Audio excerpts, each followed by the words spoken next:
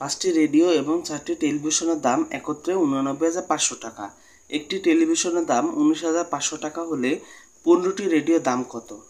তো এখানে একটি হিন্টস দেওয়া আছে, সেটা হচ্ছে একটি টেলিভিশনের দাম 19,500 টাকা।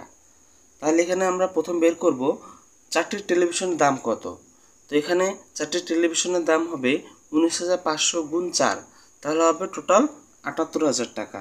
তাহলে 4টি টেলিভিশনের দাম হচ্ছে 78,000 টাকা। তো প্রশ্ন বলেছে 15টি রেডিওর দাম কত হবে। তাহলে এখানে আমাদের 5টি রেডিও এবং 4টি টেলিভিশনের দাম একত্রে 89,500 টাকা। তাহলে 4টি টেলিভিশনের দামই হয়ে যায় 78,000 টাকা।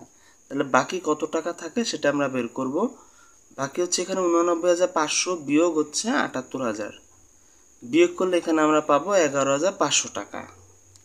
এখন প্রশ্ন বলছে 15টি রেডিওর দাম কত। তো 15টি রেডিওর দাম হচ্ছে 11,000,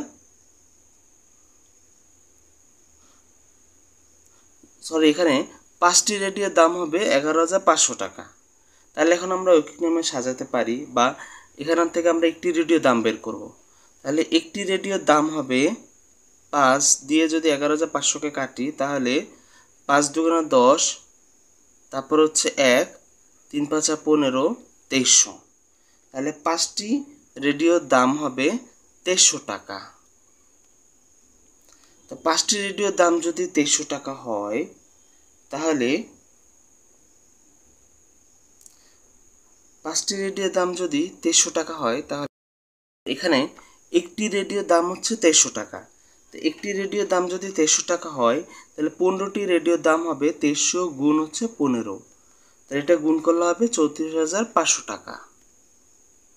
500 টাকা, এই 34,500 টাকাই হচ্ছে 15টি রেডিওর মূল্য।